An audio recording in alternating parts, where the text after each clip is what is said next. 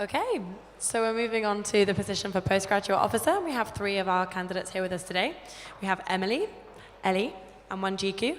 Unfortunately, Awati is not here with us today, but she has prepared a prepared statement that I will be reading after we've invited the current candidates to give their 2-minute speech. So Ellie, can we start with you?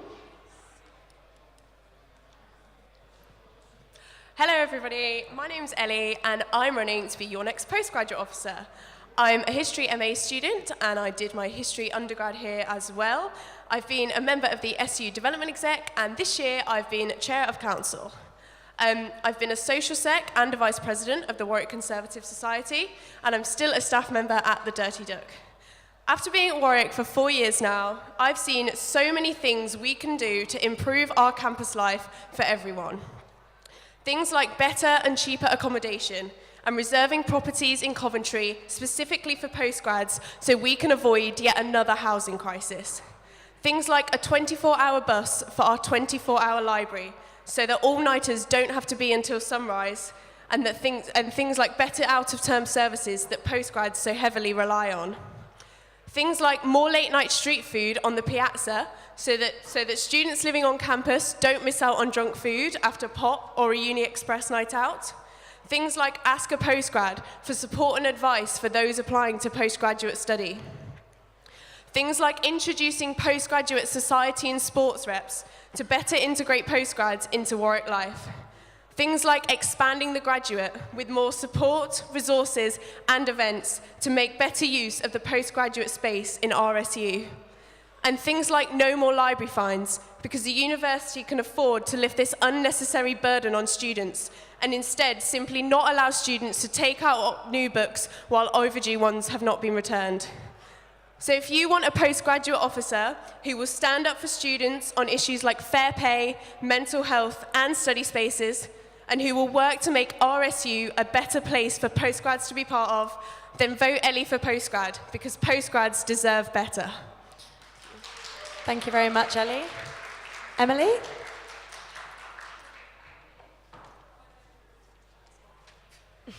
D-layer.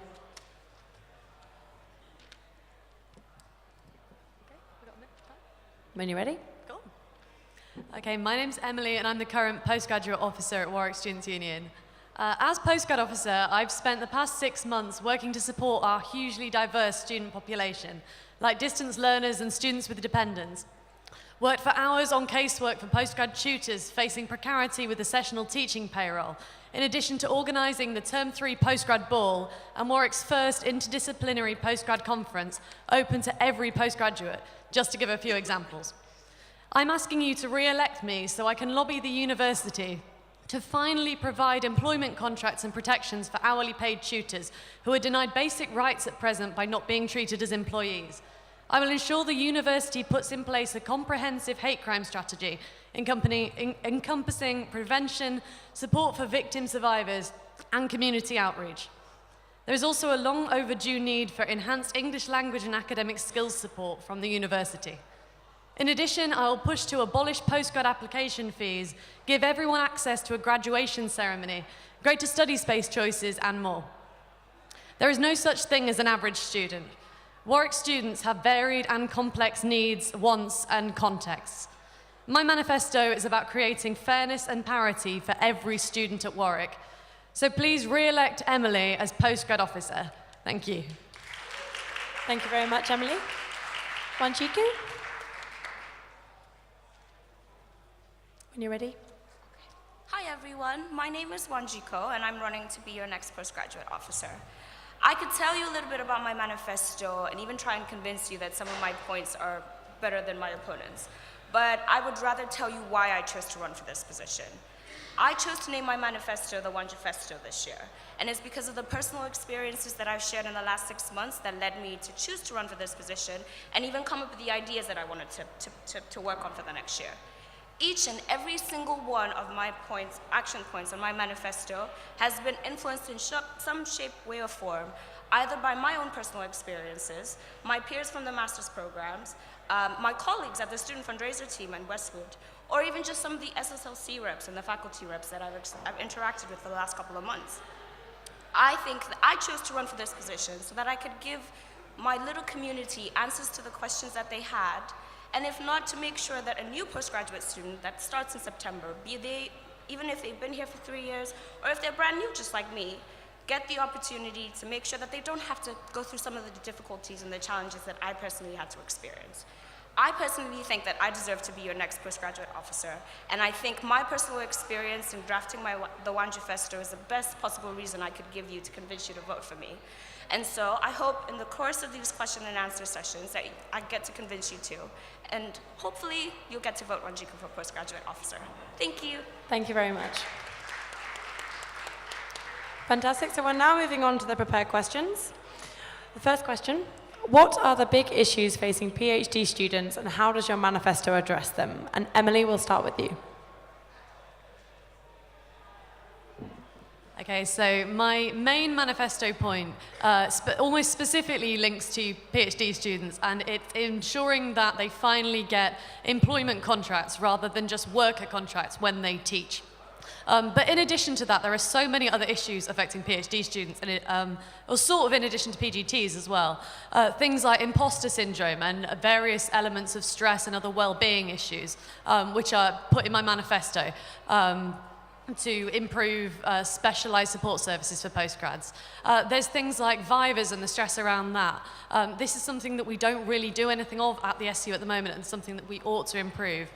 There are things like living in the local area, getting a house, living separately to students, as it were. And the fact that a lot of PhD students are non-traditional students. A lot of them are parents and carers, so they have additional needs separate to some of our other student groups as well. So these are all some of the things that PhD students face, which some undergrads and PGTs face as well. Thank you very much, Emily. Ellie? I think fair pay is a massive issue for PhD students, and the problem we have is that there is no standardization across any of the departments, and we really need to make sure that departments are coordinating so that all PhD students who are teaching are getting the right pay for what they do teach. I also think accommodation is a massive issue for a lot of postgrads, and I want to ensure there's better communication between Warwick accommodation and postgrads.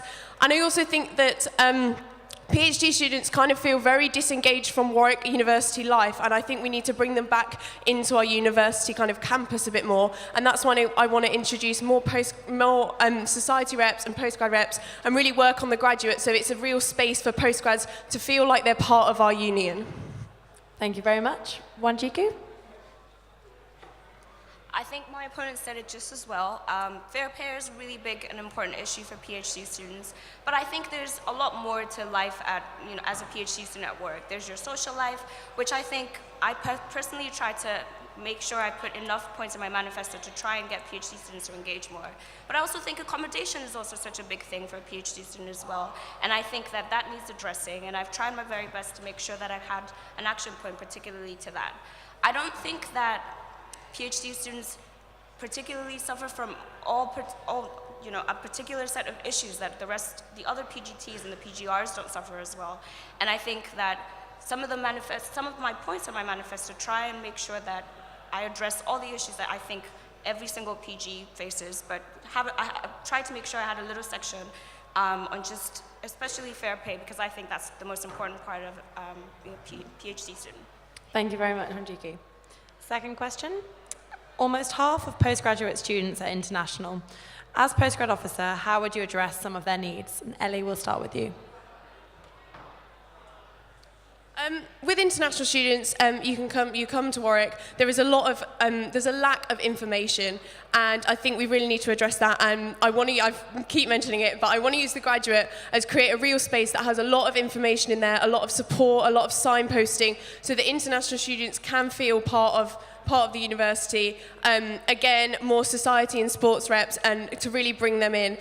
Things like hidden course costs is also a massive problem, and a lot of the time there are funding available for these, just people don't know where it is. So I think there's a lot of promotion and working with international students to really address their needs in that way. Thank you very much, Ellie. Emily? Okay, so there are a lot of different issues that affect international students slightly differently to home students. One of those is disparity between fees that they pay. They pay a heck of a lot more than home students do. And they also may or may not be able to access certain hardship funds and other funds from the university to help them when they need it. In addition, there are issues when it comes to things like temporary withdrawal and their visas. The university have not got very much clarity on that. And that also applies when they're teaching as well with their visas. In addition, as I mentioned in my speech, some of the things I want to work on are things like a university hate crime strategy, improved English language and academic skills support so that people come to Warwick and are prepared for a specific Warwick degree, which they may not have had much experience of before, and improving the PG welcome guide so that it's a bit more accessible, a bit more informative for people who are new to Warwick for the first time. Thank you very much, Emily. Final question. Oh, have you answered that question? I'm so sorry, Wanjiku. Please come to the floor. That's entirely my fault. I am personally, I think this is personally something that impacts me because I'm an international PG student. And I can honestly tell you that I've experienced hardships and difficulties all throughout the 6 months that I've been here. And so I dedicated a whole section to provide better international student support. I think there's so many issues to tackle, from immigration advice, from getting a guarantor for private accommodation, to even Brexit and EU students. And I made sure that I've had a whole section on providing the services and the support, and if nothing more, even just information to be able to make sure that the different types of international students are supported despite all the variety of challenges that they face. Thank you very much, Wanjiku. Final question.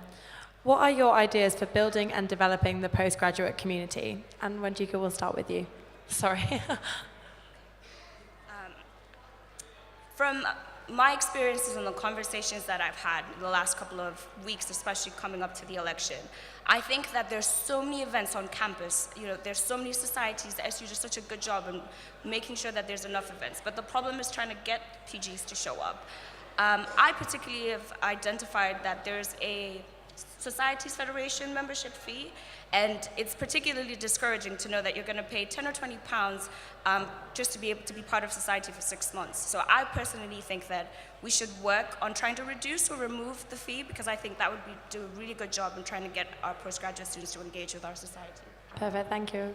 Emily? Warwick SU recently published a piece of research about postgrad engagement, and we're in the process of creating an action plan. So that's something that I'd want to work on, making sure that action plan actually happens. In addition, I'd want to make sure that societies and sports clubs are more accessible to postgrads and don't just treat them as sort of tokenistic items that come in and give a lecture every now and again when they're needed, because that's really not helpful. In addition, I think we need to link up with our SSLCs and other postgrad communities and see what it is they actually want from this students' union. We can't make them come to us if they don't want to, so we need to make sure our services are more appealing, and that means putting on events and activities outside of term time, working with the graduate school and with the library to make sure that all the events and activities are linked up and run in accordance with the PG timetable, which is different to an undergrad timetable, so that all postgrads have access to activities. Thank you very much, Emily. Ellie? Yeah, engagement is a massive part of my manifesto. I've mentioned the things I want to do with the graduate. I've mentioned the postgrad society reps. I also want to introduce postgrad sports and society fairs in postgrad orientation week so that they're tailored specifically to postgrads. And I also think that this engagement is an issue that comes from, I think one of the ways we can work on it is from a personal relationship from the postgrad officer. I've been a social sec, and I know that one of the best ways to get people to come along to events is to really reach out to them personally, and I think that's something that I can really bring to this role. Thank you very much. That comes to the end of the prepared questions. Are there any questions from the floor? Yep, do you want to come to the front? Thank you. Considering that the majority of PGRs will pursue a career in academia, do the candidates support the UCU strike to protect pensions, and why? Emily, can we start with you?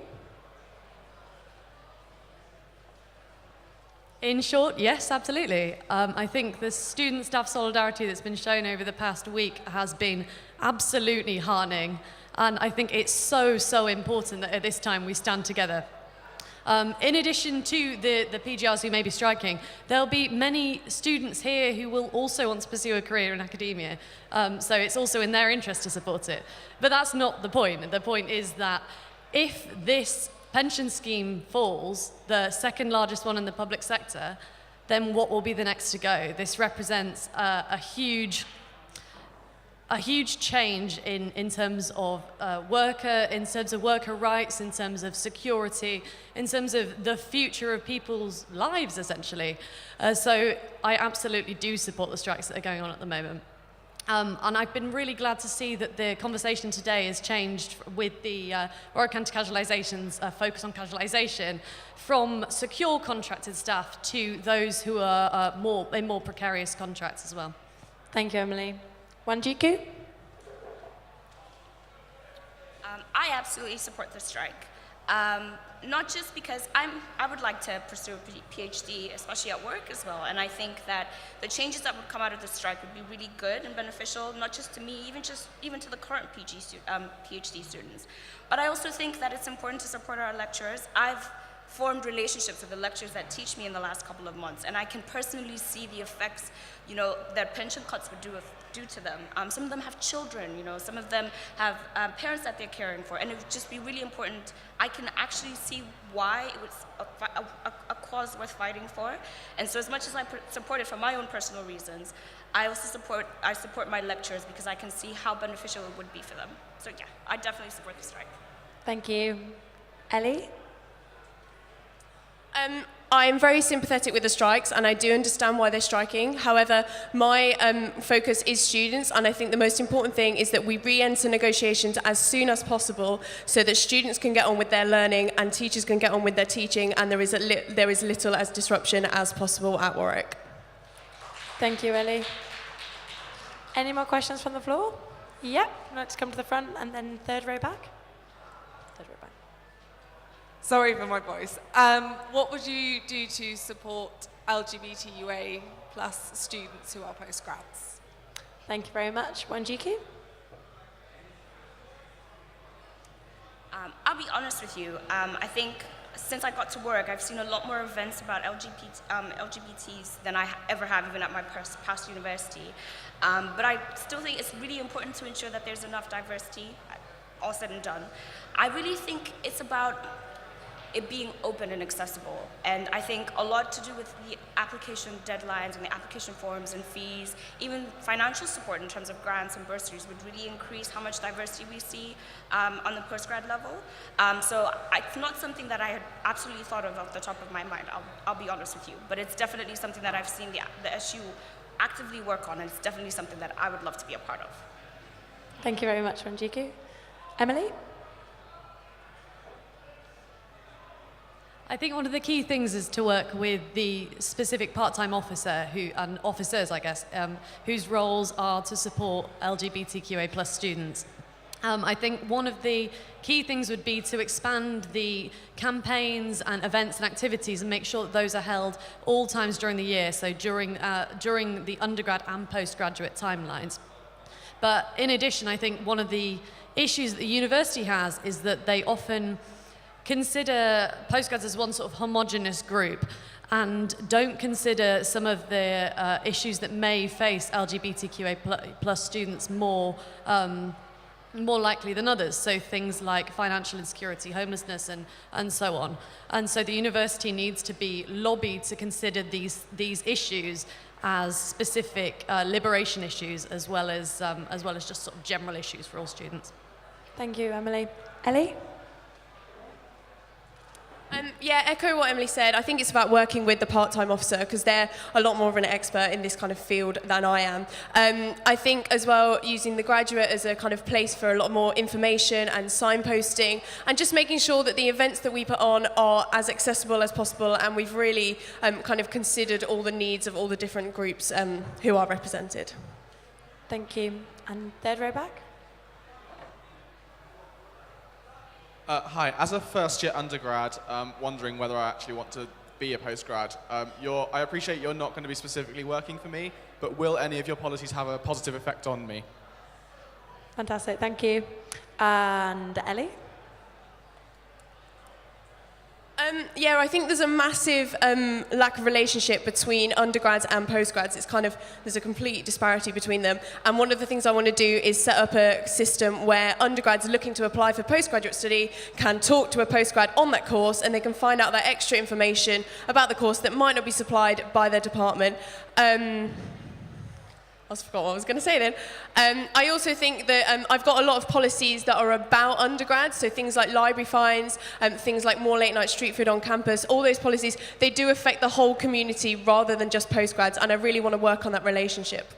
Thank you, Ellie. Wanjiku? Thank you for your question. I empathize because even as a final year last year, I had no idea how to access any information on postgraduate applications. And I know that there's some schemes in place where you get a mentor, for example, and they'd be able to help you in terms of application and deadlines, but they're so restricted. You have to book them months in advance. And I actually made sure that I made a specific action point just for that, in terms of mentorship, in terms of advice on how to fill in application forms, the deadlines, funding. So I will definitely take care of you if you vote me for a postgrad officer.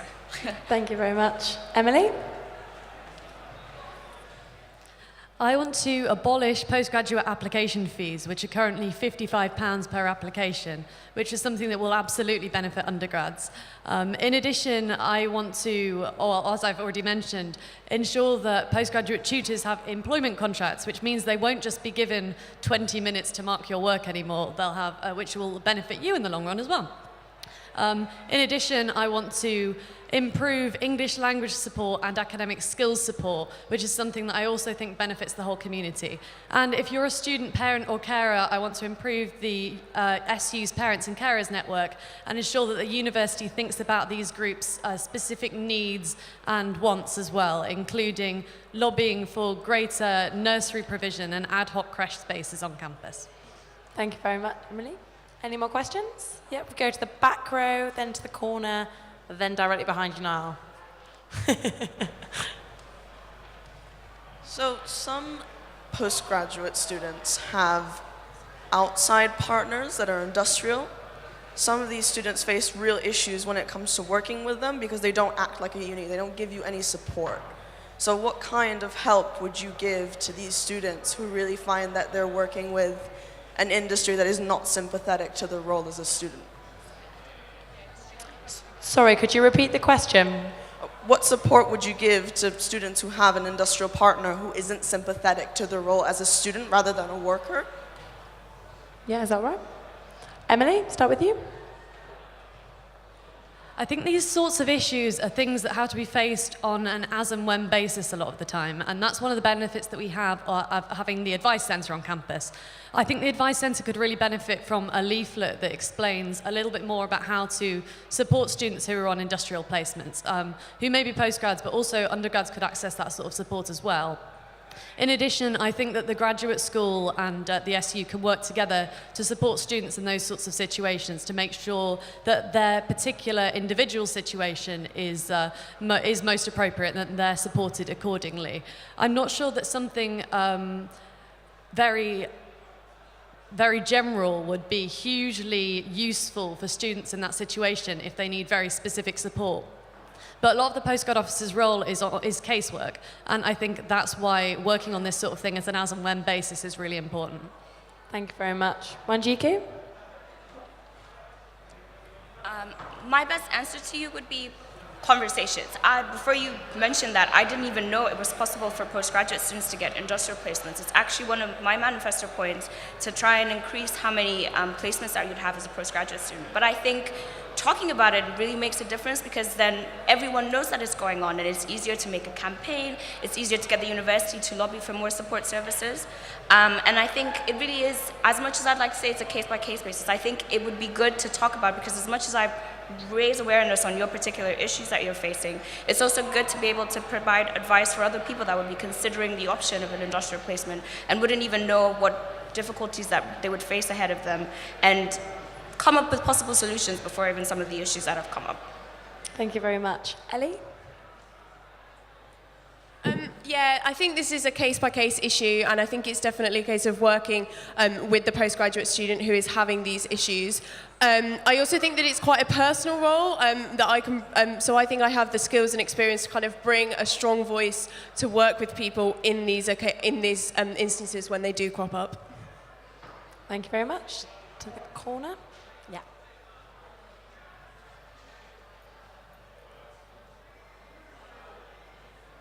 What are you going to do to improve post-grad sort of like engagement in SU democracy? What are you going to do to improve post-grad engagement with SU democracy? Ellie, we'll start with you. I've got a lot of experience with this. I'm chair of council. I ran for DDO last year, so I've got quite a lot of work. Thanks, Ben. Quite a lot of work working with the democratic team. I've seen how it works from the inside. I don't think the answer is this year the postgrad exec was not filled all the positions, and I don't think the answer is creating more positions to then not be filled. It's a personal role, and it's definitely reaching out in the first few weeks of term to get people to really advertise these roles and get people to run for them, and I think I do have the experience to provide that. Thank you very much. Wanjiku?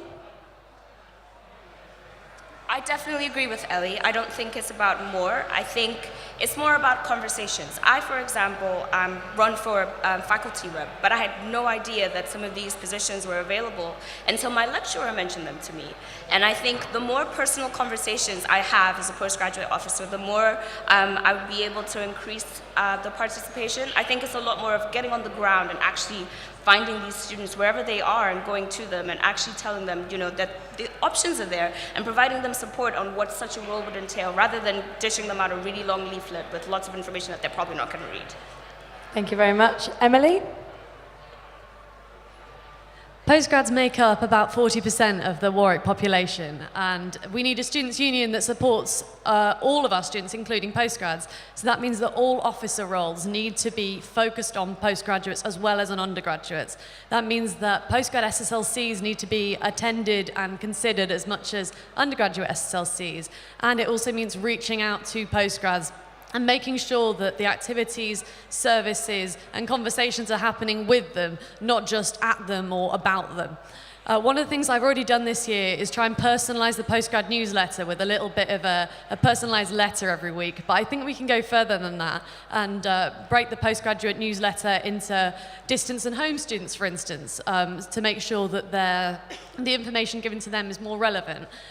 In addition to attending more SSLC meetings, speaking to more postgrads in the spaces where they actually study, and running activities that appeal and are focused at them. Thank you very much. So one more question? Oh, that was it. Any more questions from the floor? Fantastic. I'm now going to read Awati's prepared statement. Hello, my name is Awati, and I'm running to be your postgraduate officer. Sorry I was unable to attend. I'm currently in class, and I cannot excuse myself. I did my undergraduate at the University of Birmingham from 2014 to 17 in BSc Business Management. Currently, MSc Supply Chain and Logistics Management, postgraduate taught science faculty representative, and student staff liaison committee representative. I am passionate about my fellow postgraduates and their welfare at the University of Warwick, which is why I guarantee a level of commitment that is unparalleled to any other candidate.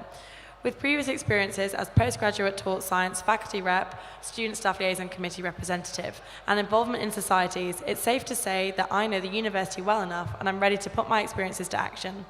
I'm ready to be an approachable leader that actually wants your opinions heard, no matter how constructive or criticising. Postgraduates' experience needs to be a priority, and their experience should be as important as undergraduates. Postgraduates make up 40% of the student body, and they should be well represented, supported, and provided for during their time at the university. I really have met some amazing people over the last few months. It was initially quite overwhelming as you're meeting people from your course, accommodation, clubs and societies, nights out, through friends of friends, and through so many other routes. I was able to form a great friendship group from the very beginning of my university journey, which made me feel at home right at the start. My policy points are: a graduate school that works for you, welcome events during Freshers' Fortnight to integrate postgraduates and mature students into the SU communities from their arrival. Establish a regular program of events, trips and socials, including speed networking, Saturday sessions, discussion groups and trips to the local area. Include mature undergraduates such as fourth years and finalists who often feel closer to a postgraduate lifestyle. improve academic support, boosting provision of mentorship for PGR and mature students. I will tackle lack of space issues and inadequacy of library resources, more tailored career services. Improve welfare support. I will ensure postgraduate mental health, well-being, isolation and loneliness are given urgent review. I will campaign to reprioritise and secure more on-campus accommodation for new PGs and also hold departments to account if they are substantially over-recruiting.